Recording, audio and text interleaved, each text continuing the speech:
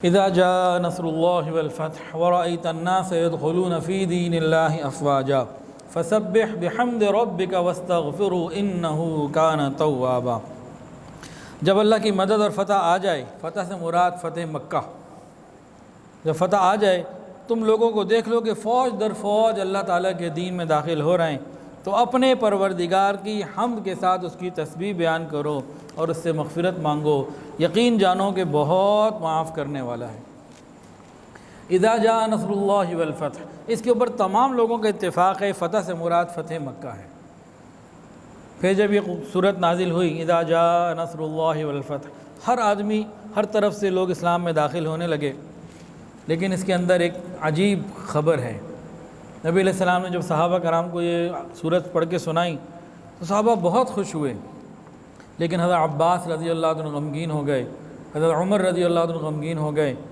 ان سے غم کی جب وجہ پوچھی گئی، انہوں نے کہا کہ اب جدائی کا وقت قریب ہے، حضور پاک صلی اللہ علیہ وسلم کو جو اللہ نے کام دیا تھا، جو نبوت کا بعثت کا مقصد تھا، وہ پورا ہوا چاہتا ہے، اور اب نبی علیہ السلام کی اس میں اللہ تعالیٰ کی طرف جانے کی جو خبر ہے نا، وہ دی جا رہی ہے، اور حقیقتاً ایسا ہی تھا۔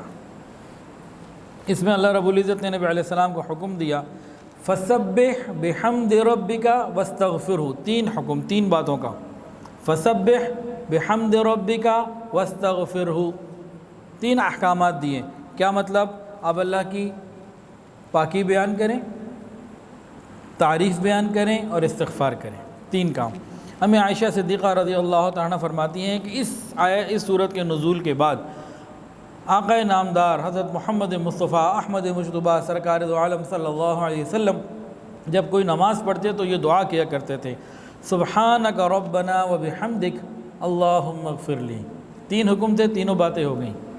سبحانک میں پاکی بیان ہو گئی، وبحمدک میں تعریف بیان ہو گئی، اللہم اغفر لی میں معافی مانگ لی، توبہ کر لی۔